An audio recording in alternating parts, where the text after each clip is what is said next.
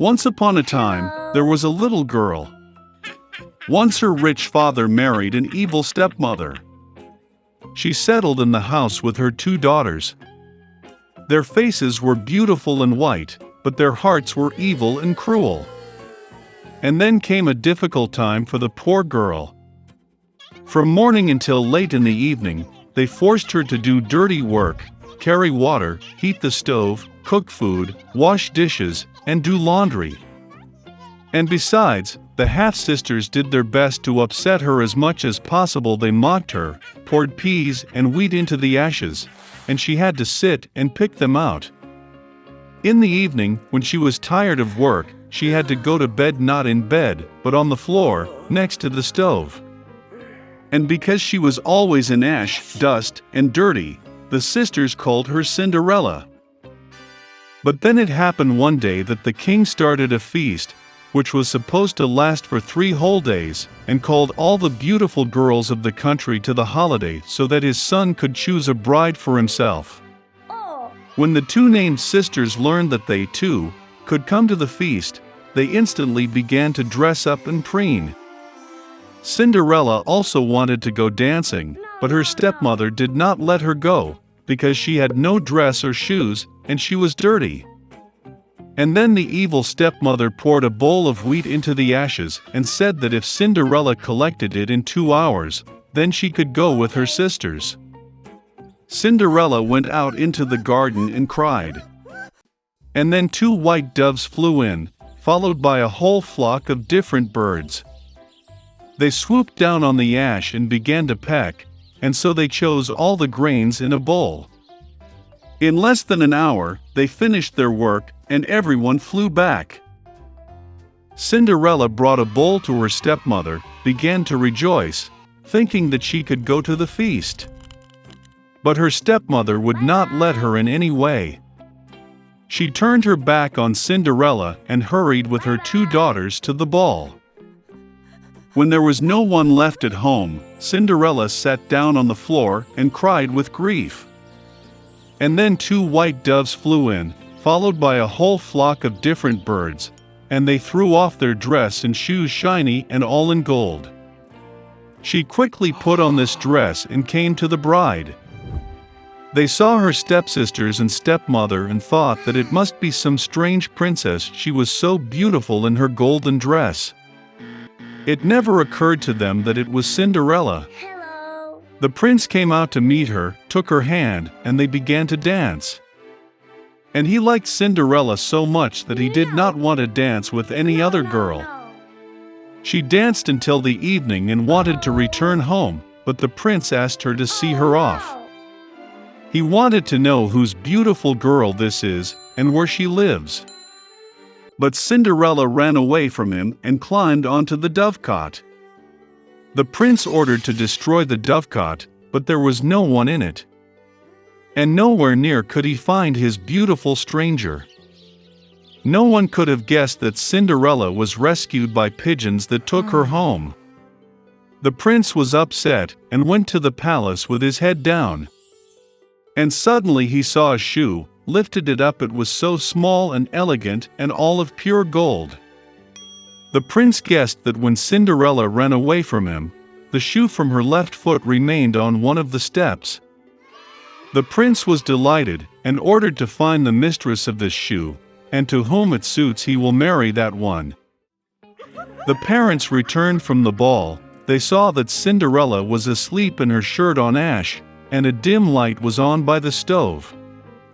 Both sisters went to their rooms, hoping that tomorrow they would be lucky enough to put on the golden slipper.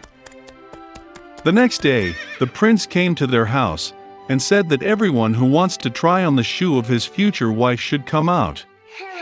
2 sisters came out, and the stepmother locked Cinderella in the house and did not let her out.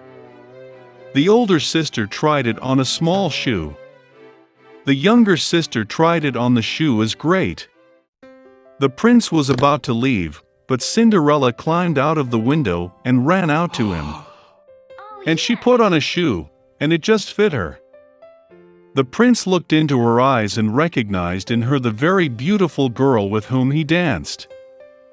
He took Cinderella, put her on a horse and rode off to play a wedding with her. And he ordered the sisters and stepmother to be locked in their house, and never let them out of there. This is how they were punished for their malice and deceit. In the deepest part of the sea stood the palace of the Sea King.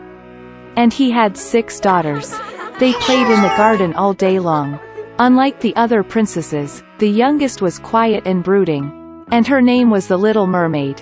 Most of all, she loved listening to stories about the world of people. Traditionally, a mermaid could only rise to the surface for the first time in her 16th birthday. And now it's time to see the land and the youngest princess. She surfaced close to the ship, singing and music coming from the deck. This was the first time the princess saw the ship. In the cabin of the ship, the Little Mermaid noticed a handsome prince. For a long time she could not take her eyes off him. Oh no! Suddenly, a violent storm began at sea. The prince's ship hit a rock and shattered into pieces. In complete darkness, lightning flashed, and the Little Mermaid saw the prince fall into the sea. She rescued him by bringing him ashore. Soon the prince was found by a girl passing by. When he woke up, he smiled at her and thanked her for saving her. The Little Mermaid became sad that the prince did not even know about her existence. She dived into the water and swam away. From her father's stories about people, the Little Mermaid knew that they considered the fishtail of mermaids to be ugly. Therefore, in order to please a person, one had to acquire 2 legs. The next day, the Little Mermaid went to the sea witch. The sorceress agreed to make a potion for her that would turn the fishtail into a pair of slender legs. The princess's gait would be graceful, but every step she took would bring unbearable pain. And if the prince married another, the Little Mermaid would turn into sea foam. In return, the witch wished to take her wonderful voice from the girl. The princess was ready for anything to be close to the prince, and she agreed. Having sailed to the prince's palace at night, the Little Mermaid drank a magic drink. A sharp pain shot through her and she passed out. Waking up in the afternoon, the girl saw the prince in front of her, and lowering her eyes, found 2 legs instead of a fishtail. The prince tried to find out who she was and how she got here, but the Little Mermaid could not speak. Despite her airy gait and beautiful dancing, she felt terrible pain in her legs. The prince became more and more attached to the Little Mermaid, but still treated her like a cute little child. It never entered his head to make her his wife. Once the prince admitted that his heart is occupied by the one who saved him long ago on the shore, and they are going to get married. The Little Mermaid was very upset, but could not tell him the truth. When it was time for the wedding, the prince invited the Little Mermaid to go with the newlyweds on a honeymoon trip. A luxurious honeymoon tent is spread out on the deck of the ship. The Little Mermaid had one last evening left to be with the one for whom she left her home, gave her wonderful voice and endured endless torment every day. But he didn't even notice them. When silence fell on the ship, the Little Mermaid sat on the deck and waited for the first rays of the sun. Suddenly, near the ship, she noticed her sisters. They tearfully asked the witch to help save the princess from death. The sorceress gave them a sharp knife, with which the Little Mermaid was to pierce the heart of the prince. A drop of his blood would turn her legs into a tail, and she could return to the sea.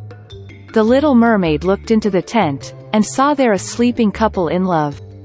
She did not find the strength to take the prince's life, and threw the dagger into the sea. With grief, the Little Mermaid threw herself into the water. But the kindness of the princess melted the heart of the wicked witch. The sorceress cancelled her spell, and the Little Mermaid again had a fishtail instead of human legs.